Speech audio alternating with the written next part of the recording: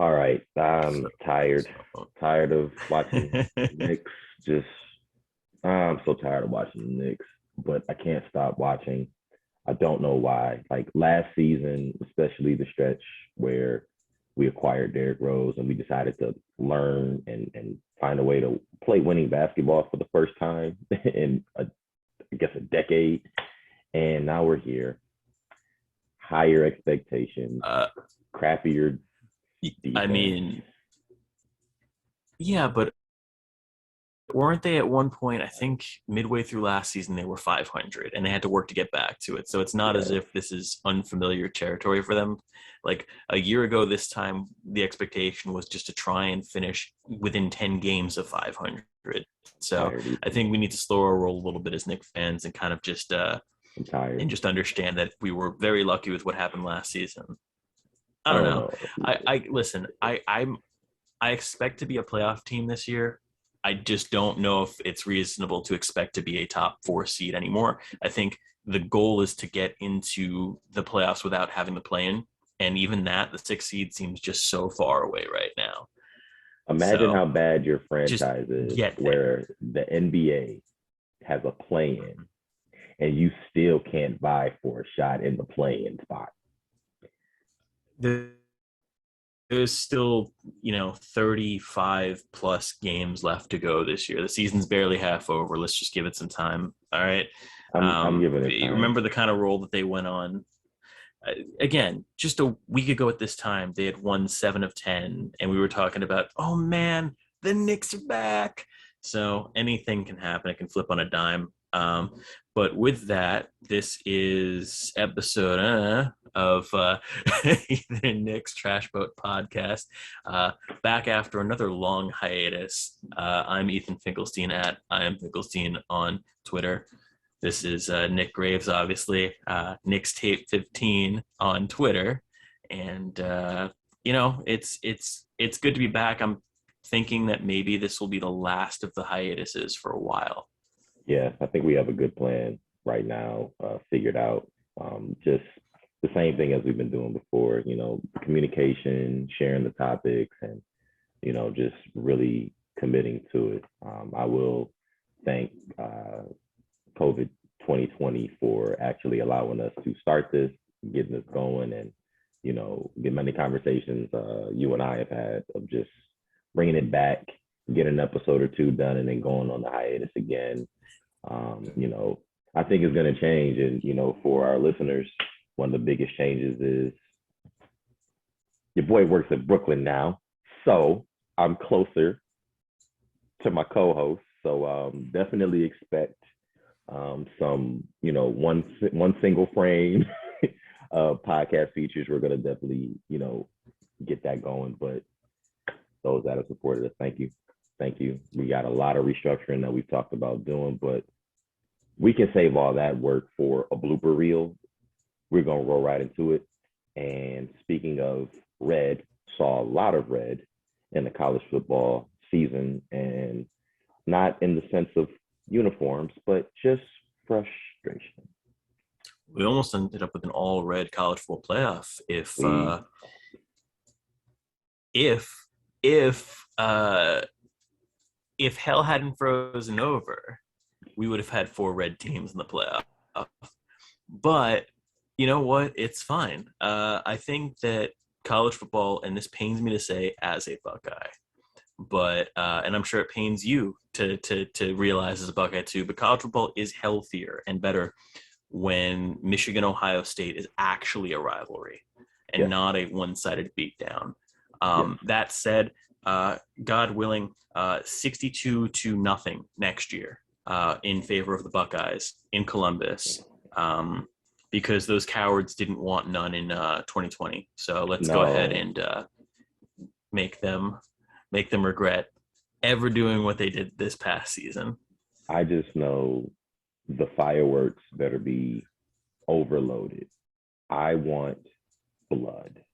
I want what we did to Florida A&M in 2013 to happen to University of Michigan. I want 70-0. I don't want Oh, Ryan Day to let up on the gas. drop 100, like you said, in media day.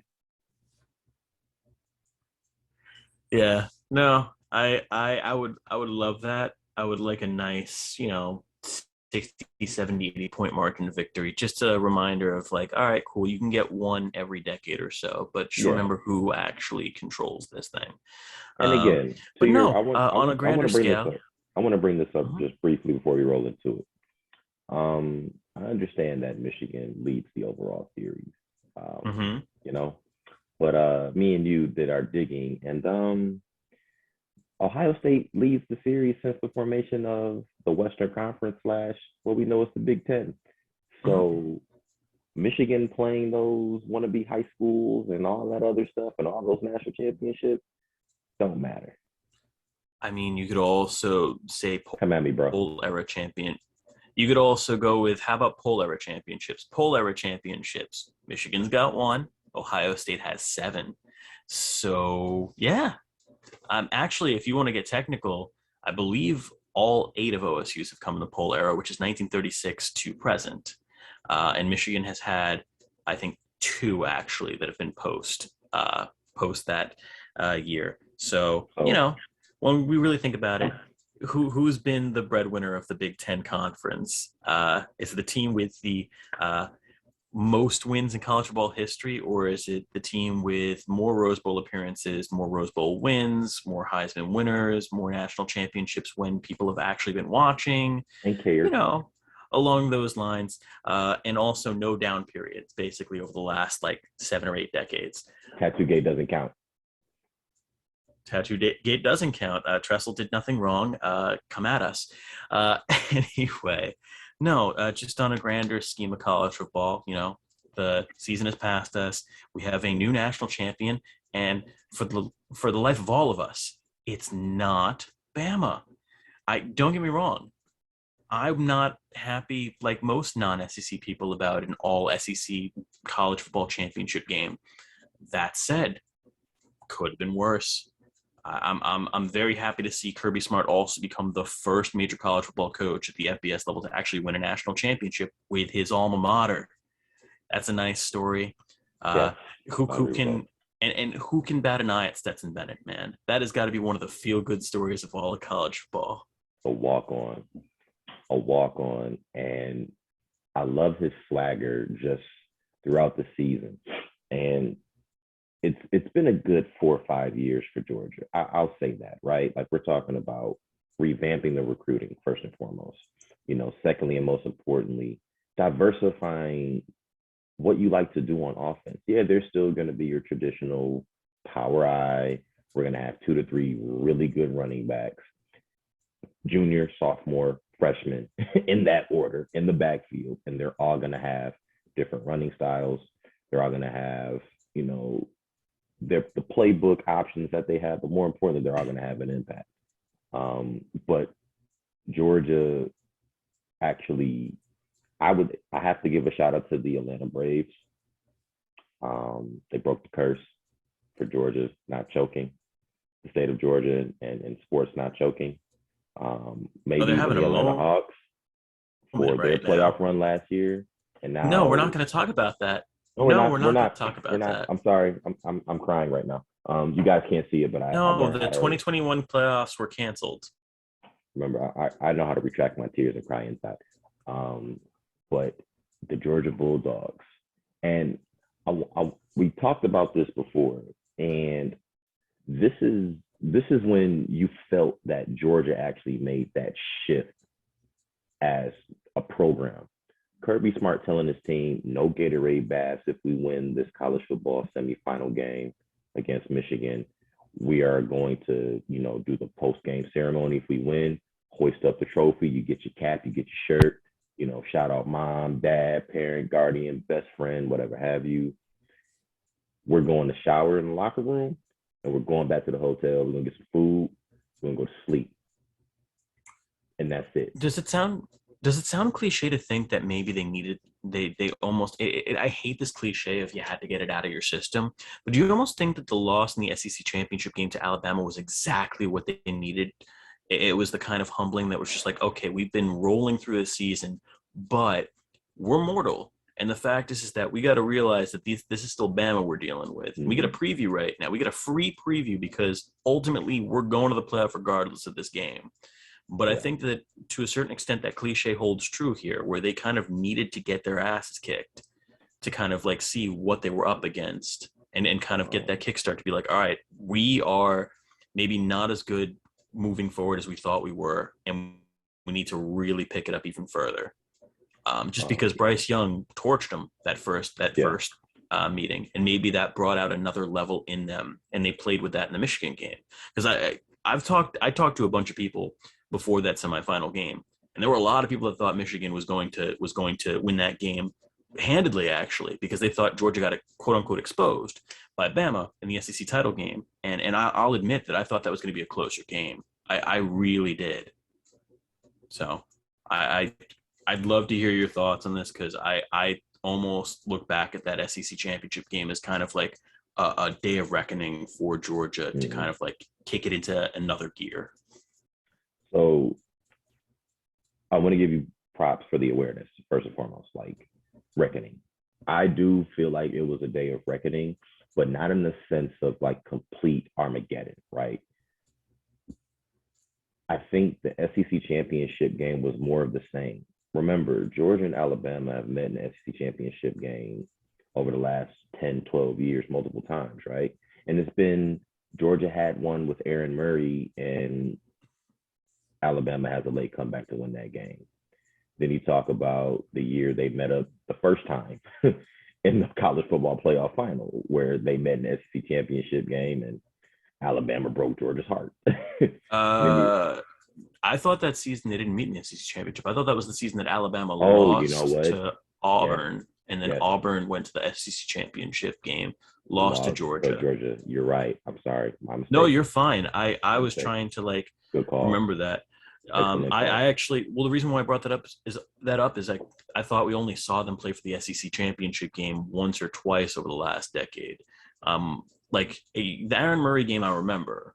The national championship I remember.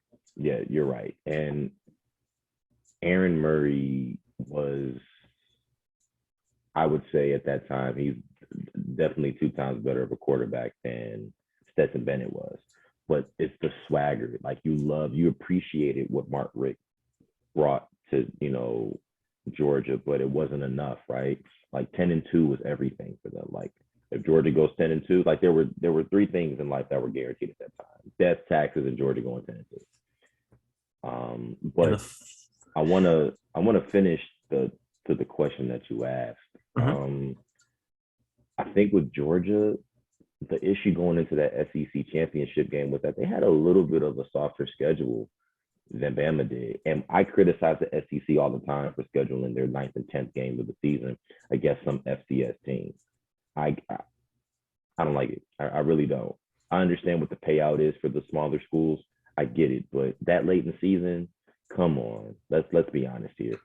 But I think something that brought me back to Georgia's strength, which is their front seven and on defense, and then the running game at all times, right, was the fact that just last season they played Cincinnati and almost lost to Cincinnati. So I still feel Cincinnati lost that game more than Georgia won it, but I don't think Georgia wanted to allow themselves to get back into a position where they were trying to fight back against a team that either had little to no expectations of beating them, or the team, Alabama, that has every expectation to beat them, and then they kind of fall. I think those 2 moments where they had the comeback win in the Sugar Bowl against Cincinnati in 2021, and then this year beating, losing to Alabama in the SEC championship game the way that they lost, I think that was the final, momentum shift with that the switch flipped. And Georgia returned a lot of the same starters from last season this year. I felt as if Georgia was more apt to win a national championship game because they returned more natural starters than Alabama did. We know Alabama for 2 things: great recruiting classes and having that 1 5-star kid sit the bench for 3 years, come in, blow up, and is a first round, draft pick, right? For some reason, I didn't trust Bryce Young. I did not trust Bryce Young. I did not. I did not. And I think that was the game. I think in that national championship game, I actually told myself before the game started, I was driving home. I don't think Bryce Young gets it done. I don't think he gets it done. Or he's not the reason why they win. And again, I brought up Georgia's front seven. They shut Brian Robinson down. They forced Nick Saban to overthrow in the playbook. And that's when Georgia knew. I think that's when Georgia knew. And Alabama was telling, some of the players were telling their coaches, I can hear them. They're tired out there. They're tired. They're tired. I don't think they were tired. I think you were tired. That's what you tell yourself when you're tired, that the other person is tired. And Georgia just smacked them in the mouth like they did Michigan. Smacked them right in the mouth. You got a national champion. Yeah, no, it's incredible, honestly. I don't know if I was as confident as you were. I think to a certain extent, I was kind of just hoping they could hang around for a little bit in the national championship game, and keep it close, and then maybe make a run in the fourth quarter. I wasn't confident until the pick six. That was the moment in which, I know it's like, well, I mean, they went up by 2 scores at that point. Of course, you were confident, but when they were still only up by 1, I thought, okay, I just don't want to see a repeat of what happened in 2017, 2018. When Tua bombs it to Devonta Smith. The play before that, it was a huge loss on first down, and they were up by 3 in overtime. And you go from one side of emotions to another in the span of about 15 seconds. I didn't want to put my heart on the line like that, because I think it was no secret in our households who we were rooting for. That's true. But That's true. And again, I've seen the same song and dance over and over again with Bama. They are a college football zombie. They just keep getting back up. And so I did not believe it until the game sealing pick six. That was what finally was like, okay, cool, the witch is dead. I don't have much else to say about the matter. It was an interesting season. It was weird to see Clemson have a very slow start. It kind of started to look like Clemson again in the second half of the season. But it was very weird to see that. It was nice to see Cincinnati finally, break through that glass ceiling and get to the playoff. I do think that they were done dirty by the seeding, unfortunately. But what were you going to do, really?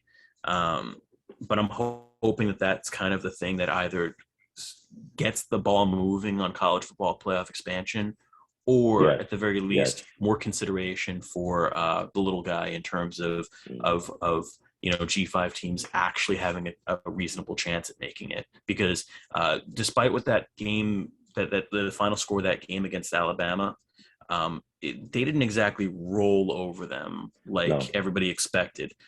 Cincinnati was more competitive than that score showed.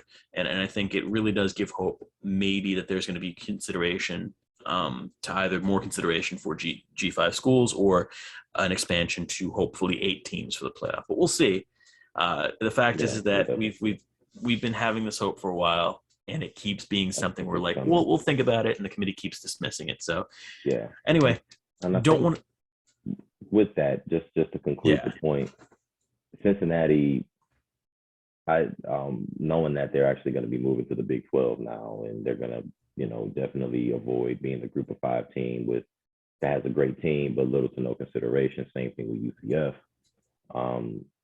I think Cincinnati getting into the college football playoff accelerated the conversation about the college football playoff expansion. Even if there's a way to do like a +1, where you have, a couple playing games, like your 5th and 6th. I'm okay with that, but there has to be an expansion. But overall, the college football postseason, I actually got to watch a decent amount of games, and a lot of these games were exciting. There were a lot of dramatic finishes. There were a lot of ridiculous one-handed catches. there were, with a lot of first play 50, 60-yard runs by these running backs, right? And I think this college football postseason was one of the more fun. Now, I will say, and me and you have had this, agreement before, after the Texas USC national championship game, where that postseason in full was fun, right? Like I watched so many bowl games that year. You saw the trend kind of move after, right? Like, yeah, the BCS era wasn't the best, but it gave us some very memorable moments. I would say that the season right after that too, with Oh my Oklahoma BSU, goodness. like that, you're talking about in 2 consecutive years, two of the all-time great bowl games in college football playoff history. Two games where people make arguments that those are the two best bowl games in college football history. So, I agree with that. The tide kind of turned around that time where it's like, okay, no more of these blowouts and big games. You're going to see more closely matched up teams. Yes. But I run that Texas USC game back in my head as a sports junkie at least 3 times a month. And speaking of sports junkies, let's turn the tide on this one. This NBA season, man, I'm not gonna hold you up right now. This NBA season has been fun for so many different reasons outside of stadiums and arenas allowing fans to come back. There's this playing basketball for as long as I have. There's this grit that everybody has when you play, and you play tennis, and you know about that underneath grit as an athlete where you feel something before it kind of happens, and then when you're in the moment, it's like, okay, this is a little bit different in intensity. This NBA season is a little intense, a little more intense than what I was expecting. Absolutely. Quick callback to 15 seconds ago. I feel so much like Mac Jones with you saying, "Yeah, you're an athlete. You played tennis." But Dude, what? My cousin played tennis. I love tennis. I enjoy watching tennis. You're an athlete, but it's the no, and that's comparison, fine. right? No, again, I'm not saying tennis players aren't athletes, but like, let's not get this twisted. For those listening or watching, I played tennis until high school. I would not by any means consider myself an athlete. I played tennis well, but I am not an athletically gifted person. And like my skills translated enough to the tennis court where I was decent. But I won't belabor this point. To your point about the season being exciting, and I find gritty as well. I really enjoy the emergence of some young stars. Speaking of which, one of whom in his third year is looking like an MVP candidate, which I know you wanted to talk about. John Morant is that guy. He's that dude. He is everything they could have wanted and more. 25 points per game in year 3. This line, just 25 points per game, 7 assists, 6 rebounds, and he's doing it on fantastic shooting splits. Like even his 3-point percentage. Like the fact is, he's shooting 36 from 3. Can't bat an eye at that. He's been the engine of that team. They had this ridiculous win streak just a couple weeks ago, sitting on the 3rd seed in the Western Conference, and that's no joke. No. Like in a regular NBA season, and in a season where the Warriors and the Suns weren't absolutely going off, this is a team that would be competing for the 1 right now. And he is by and away the anchor of that team. And if he's not your MVP right now, that's fine, but I don't see how he's not in anyone's top 3 or how he's not in everyone's top 3 right now. Right. And you bring up a very, keen point when you're talking about 3rd year, the maturation, the development, the skill, the understanding of the game. Each and every single year, he's become a better shooter. You hear the comparisons of his freaky athleticism to a Russell Westbrook, MVP level Derrick Rose, right? The one thing that I think allowed Ja to just take that next step was the fact that the Memphis Grizzlies drafted him and then gave him the keys to the Ferrari in the same sentence. Now, with that being said, the difference between a John Morant from last season and this season is another first round pick, Jaren Jackson. Jaren Jackson Jr. is healthy. His impact, not only being the ability to crash the boards, but also play away from the basket and shoot, has allowed Ja to penetrate into the paint and also find those leaking shooters on the side. Desmond Bane, he's an MVP, he's a most improved player candidate right now. His splits are 17-8. I think he's close to, if not at, during his improvement this year over the last 10, 15 games. He's almost a 50, 40, 90 player. So when you have an additional first round pick who, bearing health, can come out there and play with you and play at a high level, and then your role players are stepping the game up too, you credit that to Ja's, success. The one player right now, and this is where the Grizzlies are going to be very dangerous post All-Star break, is the return of Dillon Brooks. Dillon Brooks might be the most underrated perimeter defender in the NBA.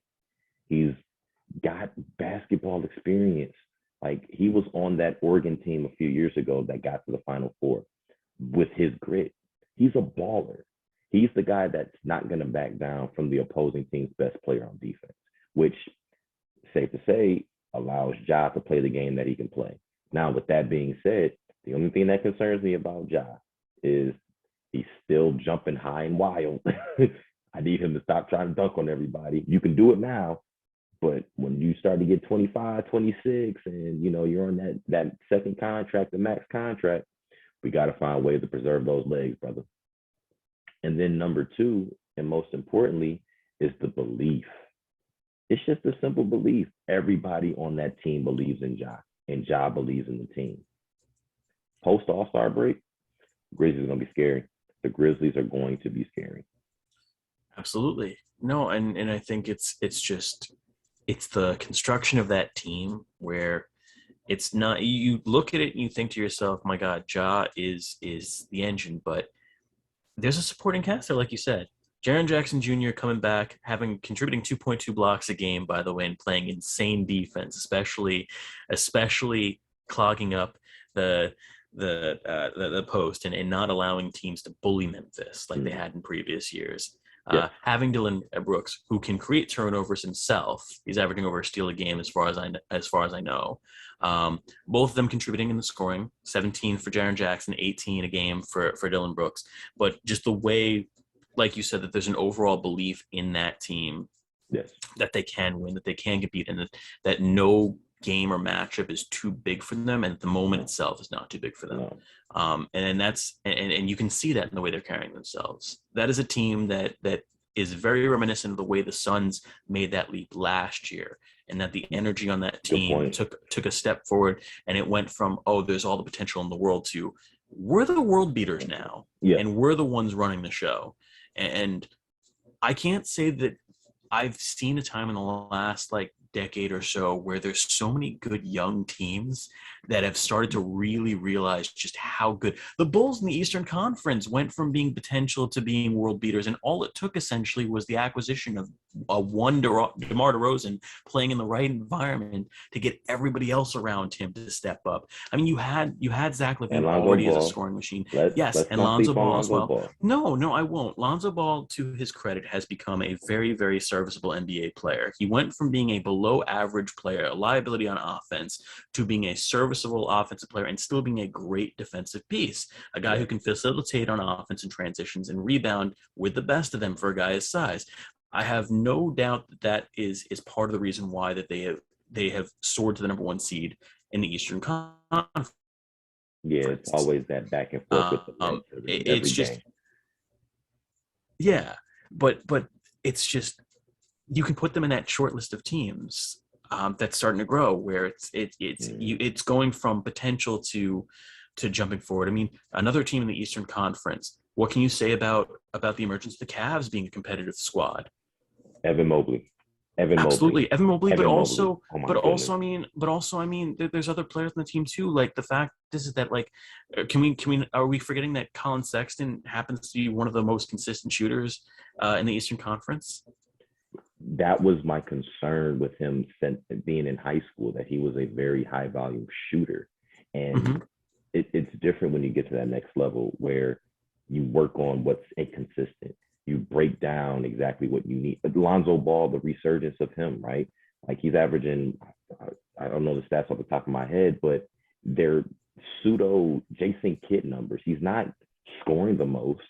He's an excellent rebounder at 6'5", playing point guard.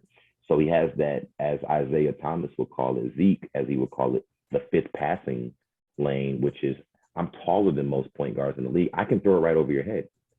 And his uncanny ability to not only facilitate the offense, but as a point guard, where he is the complete opposite of a Rajon Rondo, is letting those who can handle the ball too get their spots and then become that asset just in case the play breaks down. You know what's really funny too?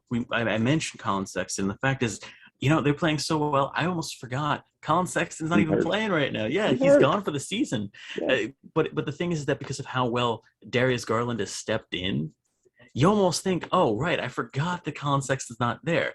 And Darius Garland right now, you want to talk about another player who is in his third season. That 2019-2020 class, honestly, pretty deep when we're really looking at it. Yeah.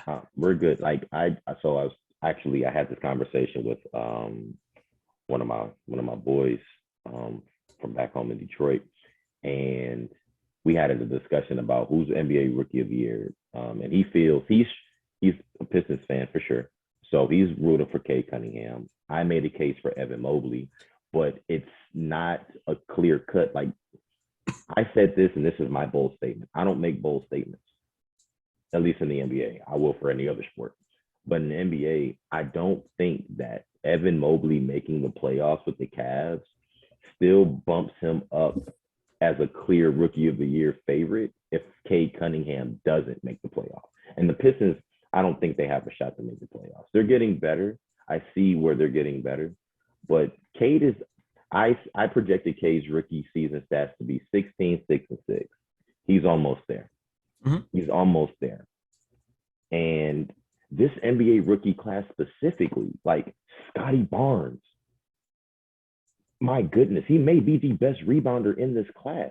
Josh Giddey, he didn't even play the first 10 games of the NBA season with the Oklahoma City Thunder, and he's averaging like 15, 6, and 7.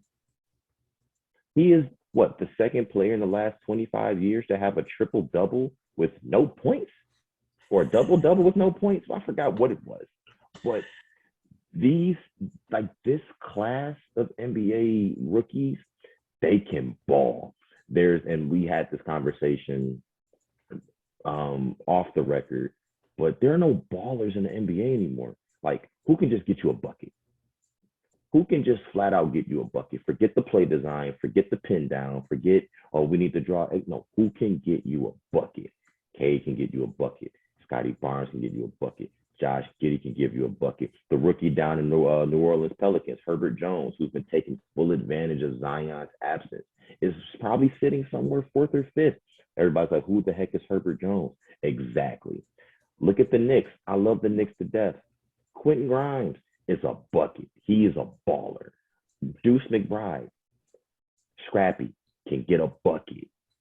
I mean, by that same token, I'd say like last year with Quick, he wasn't necessarily a guy who was going to grind in the paint to get you a bucket. But like if you're talking about like reliable shooters, both from the mid range and 3-point range, IQ was our most consistent 3-point shooter last year throughout the whole year.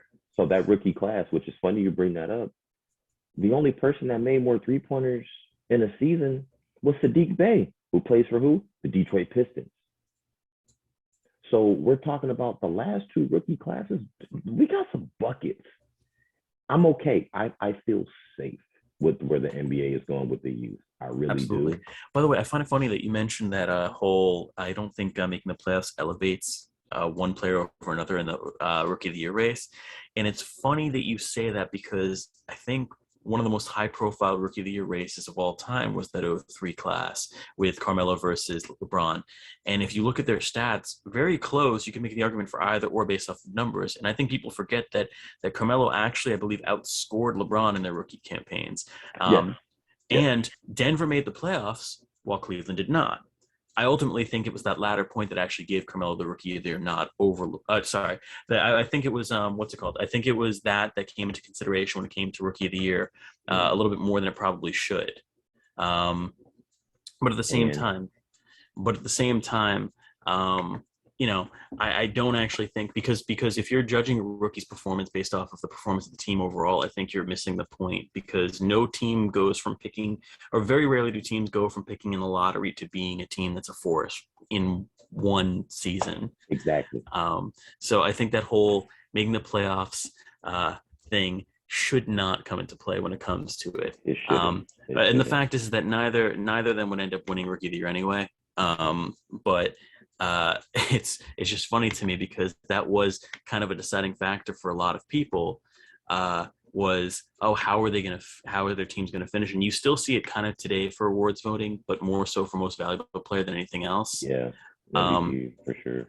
Even defensive player of the year in some cases will extend past what it should be, for the playoffs. But also, quick tidbit: Carmelo Anthony is the only rookie in NBA history to win Conference Rookie of the Week every single week, or is it month? Every month during the season, and not win Rookie of the Year. He lost it to the other person who won NBA Rookie of the Month every month, LeBron James.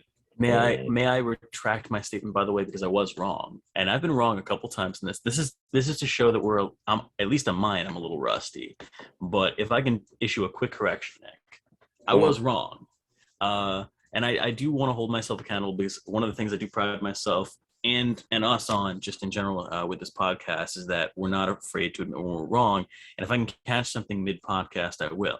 Fact is that like I did misspeak. I did kind of like misspeak earlier. Amari won the award the previous season. LeBron did win Rookie of the Year in 2003 ahead of Carmelo. So I was wrong. I don't know why I missed that, but I do think that it shouldn't have been as close.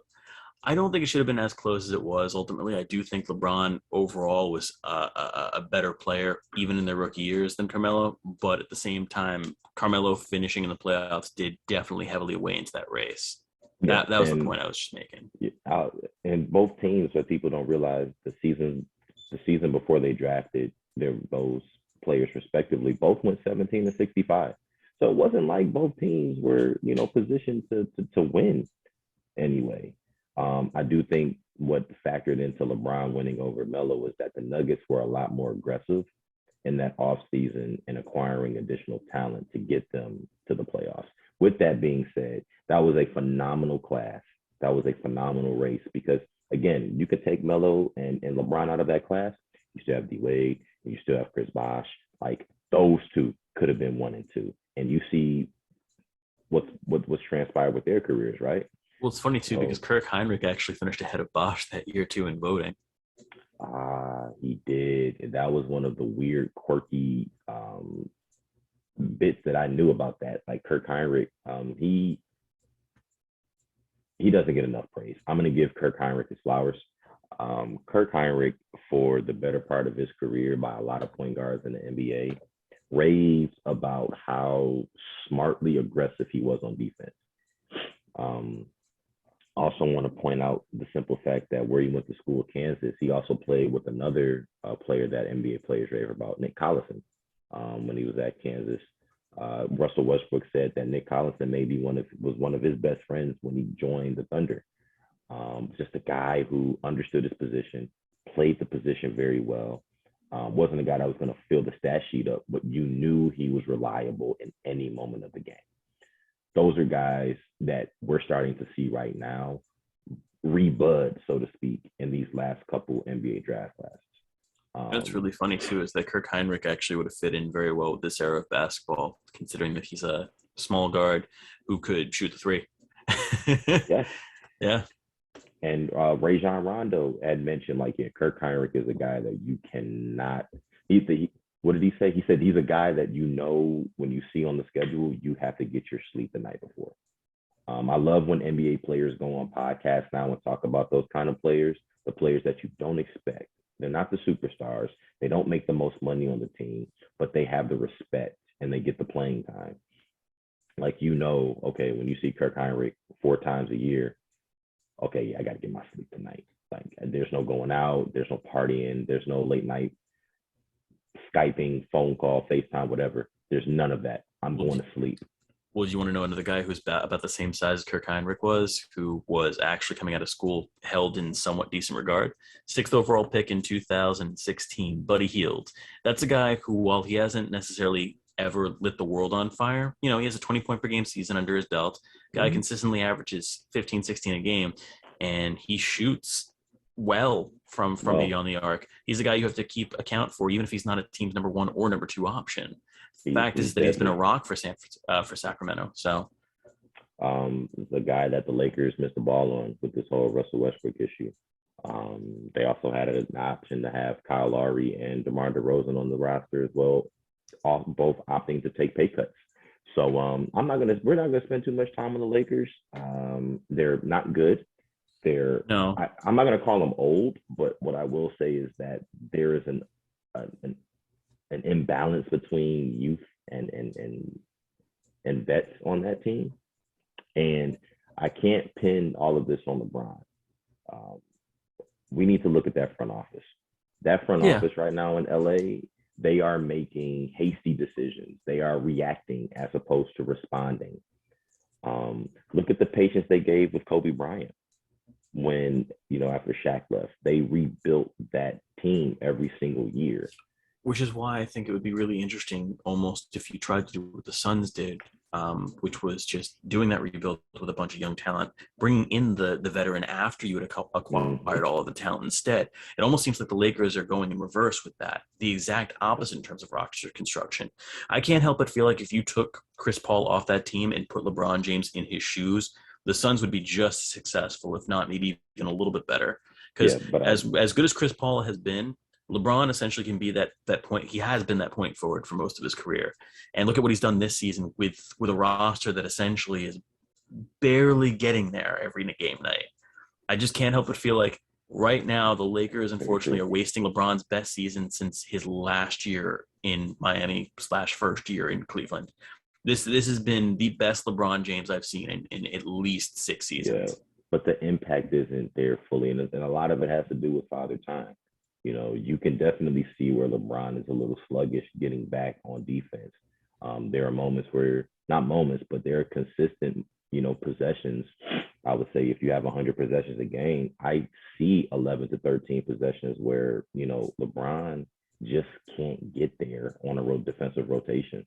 And a lot of that has to do with, Father Time, number one, but number two, how that roster was constructed. Like it's hodgepodge. It's really hodgepodge. AD's not healthy. That doesn't help. We know what AD looks like and what his impact on the game is when he's healthy. Russell Westbrook is, for all the sorts, now the ultimate loose cannon. You don't know what you're going to get other than an air ball every game. But, I'm talking a bad air ball. Gee, oh my goodness. This man, one of my pet peeves are shooters who can shank a shot off of a backboard and then look at everybody else like it's their fault. Like, come on, Russ. Nobody else on this court shot the ball. You shot the ball. This is not our fault. So I don't know. And I think if the Lakers do get into the play-in, then they're not winning a series like they did last year. I don't see it. I don't trust Russ. No, I don't either, and I think it's one of the rare times in which popular sports commentator / old man yelling at clouds, Skip Bayless, has actually been correct, where Russ, for most teams, if not all teams, is subtraction by addition, unfortunately. And it's really sad because the dude is an absolute bona fide Hall of Famer, one of the grittiest players in the history of the game, but unfortunately the way he plays just does not mesh with other superstars. And we've had this conversation in the past about that too. Yeah. But I think ultimately that's a player who I don't see a situation in this league where he goes and contributes to a championship, unfortunately.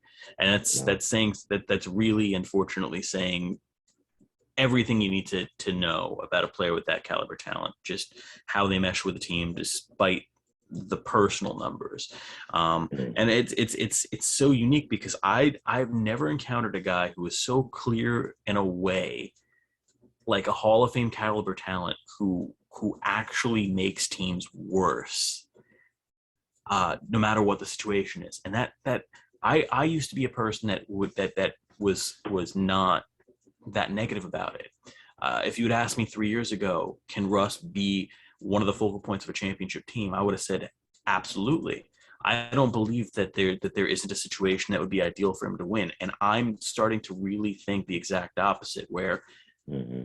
please construct a team right now where you could put Russell Westbrook in as a number 2 or number 3 option, and that team wins a title, even with the perfect roster construction. Yeah, I don't think his personality would allow that to even happen. Mm-mm. You know, Certainly not a number 3. I could see him taking number 2 role. He has to at this point. He's 33, 34 years old. And is definitely not the same explosive player on a night to night basis that he was even 2 years ago. he still Um, has it, but to your point, you know, it's like when does he tell himself like, okay, I have to take a step back. I have to. And well, if sometimes he's not going to do it this season, then I don't know when he's going to do it, to be quite honest. I don't see it. Again, to your point, I don't see it. I really don't. And Um, again, phenomenal talent, but he is going like I see nuances of skill in this game, but he is arguably the most athletic point guard to ever play in the NBA, right? But even Derrick Rose had additional skill to his game. Ja Morant, as you can see, evidently has skill being added to his game. Russ is a guy who can just out jump and is quicker than you and faster than you and can get to a spot. But you know, and you've got to be smart to play in this game. You have to be. But there's nothing else about his game that says this is going to take us to the next level. well, you're talking about two people who also you're talking about in John, Derrick Rose, two people who are people who have adapted. Maybe you haven't seen as much of it from John just simply because he's only in his 3rd year, but like you Yeah, can see the very progression young. in his skills. You can see that he's made adjustments as the seasons have gone by to improve.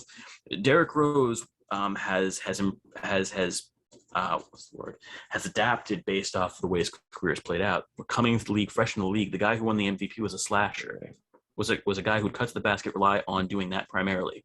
You're seeing a lot more of a balanced offensive attack from Derrick Rose. The guy can shoot. That wasn't something he was necessarily known for in his early days, and it's something that he's predicated himself now on as in the later stages of the career. He was one of the most consistent shooters for the Knicks last season. Uh, Mm. it's you see certain guys take their game to a different place when they need to, and I've never seen that from Russ, unfortunately. Yeah. It's always been the same hero ball. I need to be involved in every facet of the game. I'm going to shoot myself out of this slump. It's not knowing, and that is by far has been his biggest Achilles heel his whole career, which is I don't trust my teammates. I'm going to shoot myself out of this. I will carry us out of this into the win instead of the delegation. And so much what LeBron gets hammered upon historically for delegating when either he's facing too much pressure or he himself is off at the Yeah. moment offensively and his rhythm's off. That delegation is what I actually think made LeBron so great. It's the thing that I really wish Westbrook had learned a long time ago. Yeah, like you don't have to do everything yourself. And he's kind of a guy, he's a guy that kind of gets in the way of hot streaks on the team. You know, again, playing pickup basketball, I can't tell you how many times I've run into the players where there's a guy on my team that he scored on back-to-back possessions. So I'm looking for the hot hand at this point, right? Like there's a stat that proves that a heat check doesn't really, you know, give you the higher percentage, you know, of you making the next shot than people think it does. But when you have a guy that's rolling, you want to keep that person rolling, right? Russ is a guy who stops that momentum. Like I don't know how many times? This is just the first 15 games of the season where you've had a Carmelo Anthony, a healthy Anthony Davis, you know, score 4 to 6 consecutive points. And Russ is coming down the court and shanks up a 28-foot three that doesn't even touch the rim. Right, and so much of that Like, what are we doing here? it doesn't need to be said. We don't need to state the obvious, which is just simply, you know, those kind of momentum killers are the things that kill seasons. So many of these close games against the top teams in the Say that again. conference. No, it's true. No, It's I really want you to say that again. yeah, I really want you to say that again. it's the kind of stuff that kills offensive rhythm. And the point that I was going to make is against the top teams in the conference. If you're hoping to keep pace with the Warriors, with the Suns, with the Grizzlies now, Ethan, they those can't even games. keep pace. They can't even keep pace with the Mavericks and the Nuggets. Right, but what I'm saying is, if you want to keep up with the top teams in the conference, if you want to be that playoff team, the difference between the playoffs and being on the outside looking in is essentially that 2 to 3 possessions a game that are being killed momentum wise by Westbrook becoming Westbrook, and he's been Westbrook more than he's been Westbrook. Yeah, he's been very Westbrook. I want to conclude this point by shifting gears to another team, specifically for one player. Now, this seems like a very hasty transition, but I want to give a huge, and I mean, I really enjoy this kid's game. I really do. He's been one of my favorite draft picks to watch, just kind of like build and grow through the G League and, really humble himself under the vets. But I really want to give a personal shout out to Portland Trailblazers point guard and Fernie Simons, man. I am really appreciative of the joy that this man plays his game with. There are two players there. I mean, almost in any sport, you have two athletes that you are afraid to go up against because on any given night, because they play this game in this way. The first player that scares me the most, but I love going up against them, is a guy like Zion Williamson and Fernie Simons. They play the game with so much joy.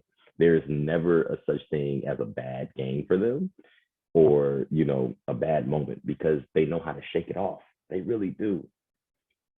And then number two is a guy like Dame, right? The person that doesn't say anything. You can't rattle them. There's nothing you can do to stifle them. They're going to get what they need. They're going to get to their spot. And they're going to make you pay for it. And Fernie Simons, man, I love this kid. I really do. I've been a big fan of his since he was in high school. And I've always wanted him to kind of just like bud. And he's budding. Like I right now, like on this, I'm just like giving a snapshot of his talent. And he looks smaller than he is. He's 6'5". Like his game looks like it's a combination of fast and slow. No, he plays the game very fast, but he has a patience to him when it comes to approaching his strong spot. He has a 50-plus point game this year. I love this kid. I really do. And Fernie Simons, if this podcast ever gets to you, just know that I am one of your biggest fans, man. I stay up late sometimes watching the Blazers play. I'm a big Dame fan. I'm a big CJ McCollum fan. I'm a big Nurkic fan. But Fernie and Simons, I love your game, man. The state of the NBA right now with the youth, as we both talked about, we're in a good spot. We are in a very good spot. With that being said, quick hitters. Yeah, quick hitters, NFL playoffs. I know that we wanted to talk about the NFL, but I think because this is being recorded on a Saturday, just a couple hours before the games actually start, I don't know if we can really give predictions because there's a good chance it may not come out until after. I'll say this,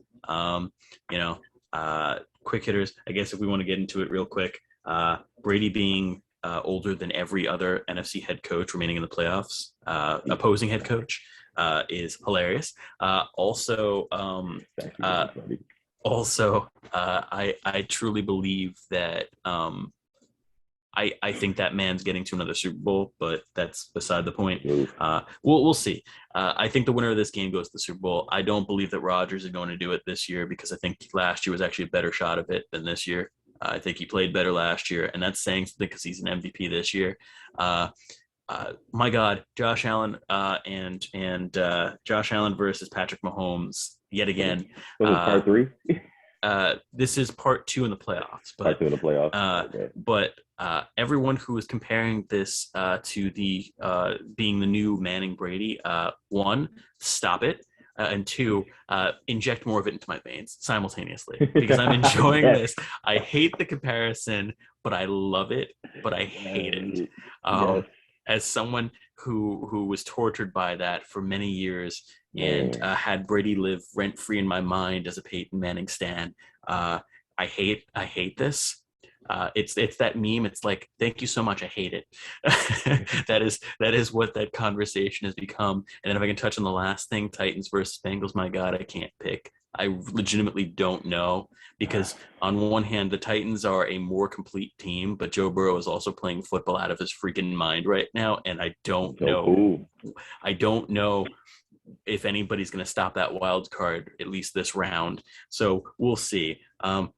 But if I can fly through the NFL real quick, that would be it. If I want to do an early Super Bowl prediction that I'm sure will get blown up this weekend, I've got I can't believe I'm doing this. I have a hunch that this is finally the year the Bills break through. So Bills versus Bucks in the Super Bowl, please. My God, let it not be the Bucks, but Bills Bucks Super Bowl. I'm not gonna pick a winner. Okay, so I have just real quick for me. I'm loving what Cincinnati's doing. Jamar Chase is a baller, but don't forget about Tyler Boyd and T. Higgins. Mm-hmm. I understand that the Titans have activated Derrick Henry off of the IR. He's active. You're forgetting Uzama as well. Oh yeah, CJ Uzama. Oh man, he had a game earlier this season in a different fantasy league that I picked him up last minute, started him, just went off. I won my matchup because of him. So shout out to you guys. Shout out to my friends that are from Cincy too. The 49ers, Packers, that's going to be one of those games where I don't see Rodgers breaking that 49ers curse. But then again, I don't see the translation of the 49ers going from San Fran, which is not, it's a little chillier than people think it is, to Lambeau Field. So I'm not going to really make too many predictions, but I just gave a hint of who I was looking at. For the Super Bowl, because I'm not even going to talk about the Sunday card. The Sunday card is going to be lit. As a current Detroit Lions fan, I had to watch Justin Verlander rooting for the Tigers win a World Series with the Astros. I'm going to be pulling for Matt Stafford to win with the Rams. So, and the team that gave me one of my favorite internships of life, the Buffalo Bills, I'm pulling for Bills Rams Super Bowl. So that's my early Super Bowl prediction. I actually had that prediction during the preseason, whatever semblance of a preseason we had. But the Sunday card is definitely going to be fun. Rolling right into it next, getting to it with the NHL. I am not really appreciative of the news that they're not going to test asymptomatic players. I think, in all fairness, everybody should be tested with the frequency that they need to be tested. The COVID virus, the flu, a virus, cold, rhinovirus, it's not political. To be fair, the NFL is stopping player testing for the remainder of the playoffs, though. Yeah, I don't think that's a safe thing. I don't. No, it's not. Safe. I'm just saying, if we're going to call out one, we should call out both. Yeah, I would call out everybody. Definitely in fairness with that. But I still think that, as political as all of this stuff is, like, COVID in itself, from a testing perspective, is not getting in the way of the money. My biggest issue right now is, again, as you pointed out, with the NFL stopping testing in playoffs, are these big moments. Imagine that we wake up tomorrow and one of these star QBs can't play because, stop testing and somebody tested positive. A test doesn't cure the virus. Right. Well, remember, Aaron Rodgers is immunized, so he's good. yeah, he's good. He presented 500 pages of research to the NFLPA and they turned it down. Where did you get 500 pages of research? That's easy. So the man went to everybody's favorite source of medical information, Joe Rogan, and did a He didn't he say Joe Rogan was research. his best friend? I He don't. said my good friend Joe Rogan. At that point, I turned the interview off. Did he? I don't think he ever confirmed what it was that he did. Right? Like, I think we just assumed he did like the ivermectin thing, but we don't know for sure what We Rodgers don't, did. yeah, we don't know what Rodgers did. He outside of him and his team presented to NFLPA 500 pages of research. First of all, I'm not gonna hold you up. You present anybody with 500 pages of research, they ain't reading all that. Okay. Number two, you're presenting research on why you shouldn't get the vaccine. Then you lied about admitting to the fact that you weren't vaccinated, but didn't receive the vindication that you deserve. Anyway, this is a great transition to our next quick hitter, because we haven't exactly been quick with these, but great transition into the Djokovic thing. He's not playing the Australian Open. And regardless of your stance, I do find it very humorous, actually, of what happened when he went in front of the judge the first time to get the exemption to play for the Australian Open, which, by the way, he actually initially won, and then they reappealed it, and he lost, and now he's sitting out. But I just find it funny because the team for him, I think his lead attorney in that, or his lead representative, went to the judge, pleaded his case, and ended with what more could have been done. And I just find it so funny because I can't help but feel like maybe he could have just gotten vaccinated before asking what more he could have done. Just a thought, What more could I have done? Well, probably the thing that would have made it so that you didn't have to actually go to arbitration for this to begin with. Yeah, get the shot. You know what Just a 60% of the world has? No? Like, what are we talking about here? And like Rafa Nadal was great because he's just like, yeah, this should have been a non-issue. I don't understand why we're still talking about this. He could have actually gotten the vaccine and we could have been done with this. Rafa's presser on that might have been one of the top 5 pressers I've ever heard anybody take part in. It's like I don't want to throw shade, but can we stop talking about this? Because like it is what it is. He didn't get vaccinated. He's not playing. We're done, right? Can we focus on tennis? His presser on that, oh my goodness. Like it was the perfect mix of like frustration, looking at stupidity, and just like that dark laugh that you give yourself when something very traumatic happens. Okay, all right, this is what we're doing here. Okay, we all know what the issue with this man is. But he's not anti-vax, but no, he's not things difficult. He's not anti-vax. It's the whole personal belief that he's not in favor of mandated vaccinations. He's not in favor of vaccinations that he feels have not had enough research or clinical history behind them, which that last notion is very laughable considering the technology behind this has been around for 20, 30 years. But beside that point is the fact that I just hate this because of how much it is taken away from the focus. Nobody's talking about what's actually going on in the Australian Open. Coco Gauff just lost on the women's side in one of the early rounds. Osaka just got eliminated in round 3. And nobody's talking about anything from either the men's or women's side as much as they would have been, because the overarching prevailing theme of all this is where's Novak? Why isn't Djokovic playing? Oh, right, because he's not allowed to. And whoever wins, unfortunately, it's tennis diehards are going to remember that, but the mainstream fan is not going to. They're going to be thinking about, well, Novak didn't play that one. And that's going to be the thing that comes to mind first. And I just hate the fact that it's going to take away, to a certain extent, a very hard-fought win for both the men's and women's champions eventually. There's going to be some weird asterisk thrown on the fact that Djokovic didn't play and all this stuff. Anybody trying to hear that? Right. And the thing is that it doesn't affect the women's card, the women's draw. But we're still going to be talking about Talking it more about it. so. We're going to be still talking about it over everything. Serena Williams could go out and win the whole dang thing and break her tie with Margaret Court for most you know uh Grand what's it Slams. called, grand slams. Thank you. I keep forgetting the term in tennis. I'm always Hmm. confusing it with golf with major, but yes, she could have the grand slam lead, uh and we're still going to be talking about Talking about Djokovic. Djokovic. And that's the thing I just don't like about this is just It's if it was a story, it should have been a story that ended when this tournament started. And as I'm still opposed seeing to headlines about it. it's still concurrent. Yeah. But Yep. no, that's a great way to close that. You know, it's deterring from the bigger, moment at hand. With that being said, with the bigger moment at hand, thank you all for listening to us, rocking with us, appreciating, the content that we put together. I'm appreciative of Ethan.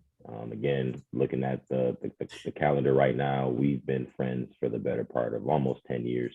And there are, so many conversations that we have, but sports is the one that unites us. Yes. I am in agreement, with every single athlete that's ever said this. You may not speak the same language as me, but if we play the same sport, then you understand my language as I understand yours. If you understand the thinking and the logic of sport, doesn't matter what you love. I love basketball. Ethan loves the MLB. We teach each other things, back and forth, so that's the love. Yeah. And I will say, actually, since meeting Ethan, I've definitely watched more MLB games by myself than Yeah, ever. but we didn't talk about it today because there's really not much to report on. No, and We that's still have okay. still a lockout. No negotiations yet. When we get another collective bargaining agreement, maybe we'll have stuff to report. Hopefully, we'll have a season in 2022. But yeah, no, I to your point, it's one of the common bonding things is just the topic of sports. It literally was the thing that got us to actually get dinner last night, Yes. and I got to introduce this guy to one of my favorite little spots in in Midtown East. Shout out to Tommy Jazz for anyone that has actually Man. been there. Just just a wonderful experience of this weird fusion of Japanese food with elements from other cultures like Italian food, American food, French food. It's just Yeah. yeah. But anyway, no, that was the thing that always seems to bring us back to each other. Sports and food. And he can say that he can say that he moved to Jersey and is working in Brooklyn because of his job, because of his girlfriend. But I know realistically it's because he wanted to be closer to me, so Of that we could course. have these conversations more easily and meet up more I had to often. I had to be closer to the other half of the Trash Boat podcast, man. Absolutely, and so we could also meet up, and then as grown ass men, uh, shout references to Boondocks and to regular show in public, so people think that we're insane. Even the Chappelle show when Even it the comes Chappelle down show, to it. yeah. So if you ever are in Manhattan and you see two dudes just throwing out lines from random Cartoon Network or Comedy Central shows, there's like a non-zero chance it's the two of us just bonding over stupidity. And Step Brothers, you don't say that. You don't say that. But seriously, like if we didn't speak regular English, so to speak, and we only could speak in movie quotes and TV show quotes, I think me and Ethan would be just fine. We'd be fine. We'd be okay. Agreed. We'd be okay. But that's a wrap. We are back in 2022. Please, please give my man a follow at I am Finkelstein on Twitter. I am Nick's Tate 15 on Twitter. Drop the K in front of the Nick's. It's my first name, Tate 15. Please like, subscribe, share. I don't care if it's with your newborn. Give it to him or her or they, them. I'm respectful of pronouns. Absolutely, and please, we appreciate those of you that have been loyal, that have been listening, watching, and who are hopefully going to come back. And we're excited to bring you more content. There's going to be changes moving forward. We're excited that we're going to be making some updates to presentation. We're going to be trying to revamp, the design of the channel. It's coming. I almost feel like George R.R. Martin in promising that for a while, but changes are coming. We're going to be trying to go with a shorter format. I realized today ran a little bit longer than we'd originally intended, but you're going to see a little bit more of a condensed format moving forward, and definitely a very palatable and hopefully more engaging show. So with that, we're out for today. We'll see you guys hopefully in 2 weeks. See ya.